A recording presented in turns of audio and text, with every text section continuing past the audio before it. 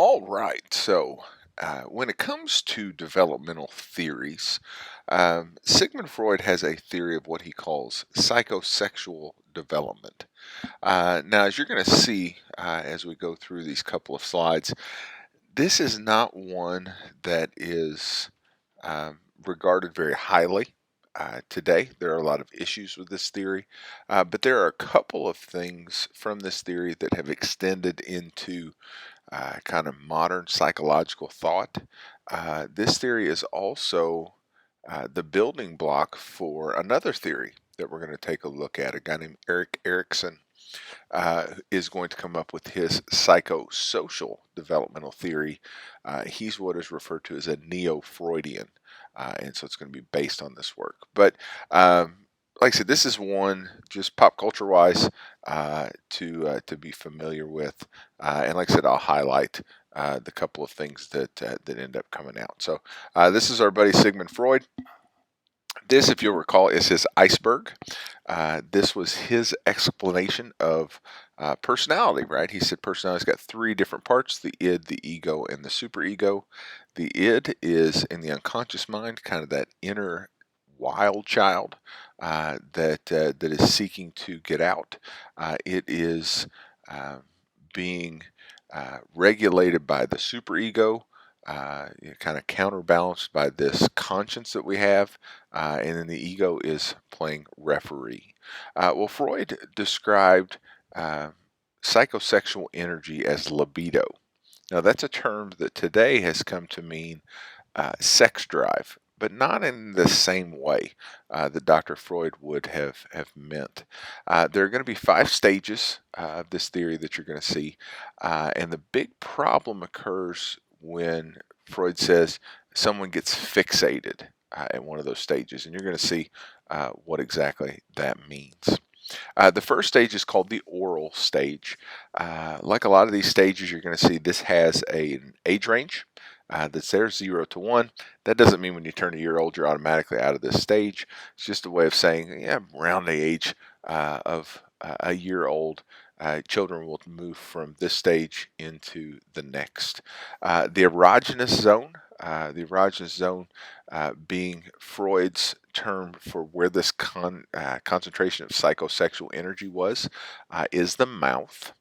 And he said the primary conflict here is going to be weaning, and that's getting off of the bottle, so moving to solid food.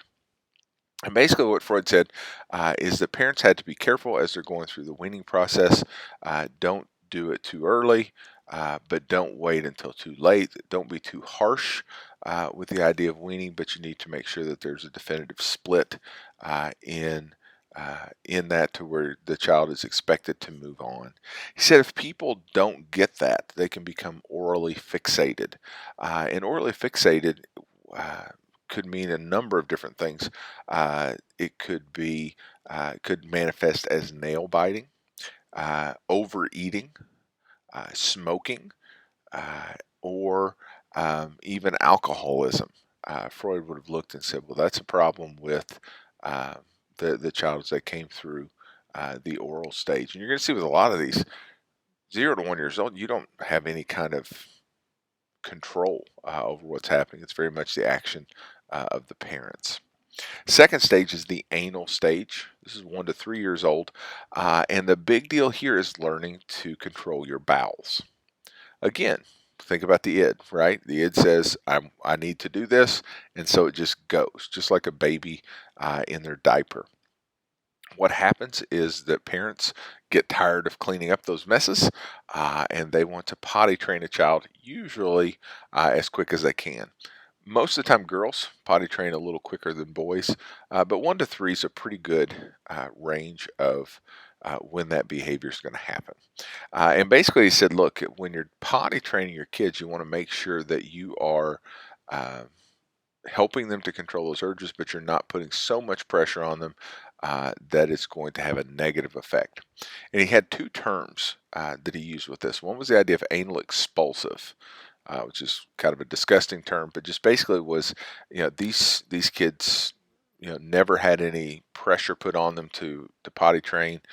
They were just allowed to go on themselves as long as they wanted to go on themselves.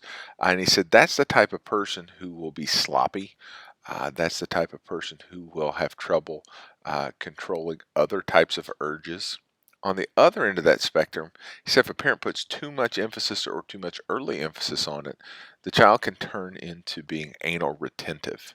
And anal retentive, probably the best example I can give you of this one is if you've ever seen the television show Friends.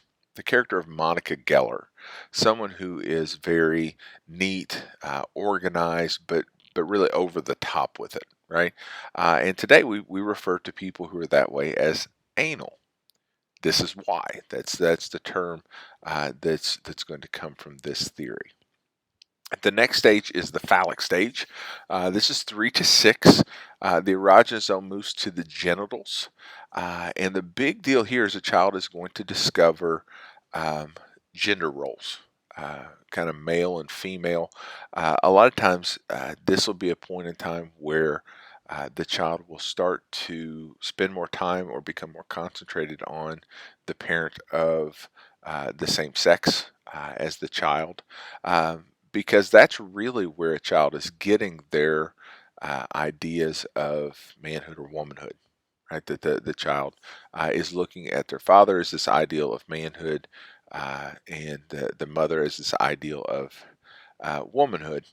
And so they will very much start to figure out um, what that there are differences in the genders. There's nothing sexual at this stage.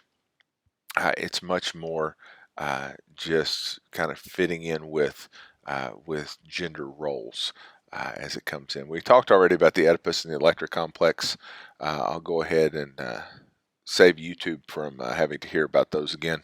We may already get kicked off for this one anyway. So, but you'll remember those being some interesting ideas of Dr. Freud's as well. The fourth stage is the latency stage. From 6 until a child starts puberty, Freud says that the psychosexual energy kind of takes a break. Um, this is a period of time where the child is really working on themselves, learning to communicate with others, building up self esteem, figuring out who they are. Um, really getting in touch with themselves before they worry about relationships that may start at the next stage. And that last stage is the genital stage. A lot of these developmental theories stop usually late adolescence, early adulthood. We've only got one that we're going to look at that's going to go farther than that.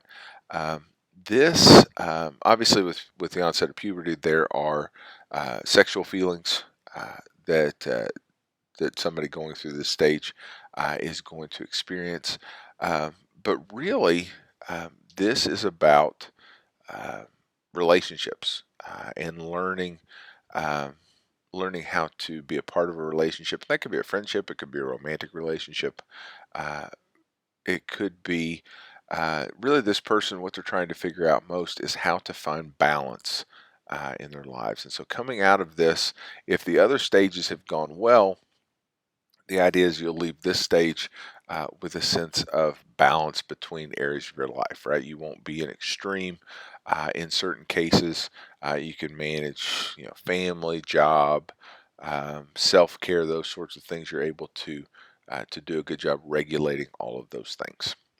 So like I said, that's just a real brief summary of Dr. Freud's psychosexual theory, not one that today is widely accepted. You do see a couple of little terms that have snuck into our vernacular today, but the next three that we're going to look at are much more in the realm of very relevant theories that you're going to see. But it's a good idea to have this kind of set as the basis.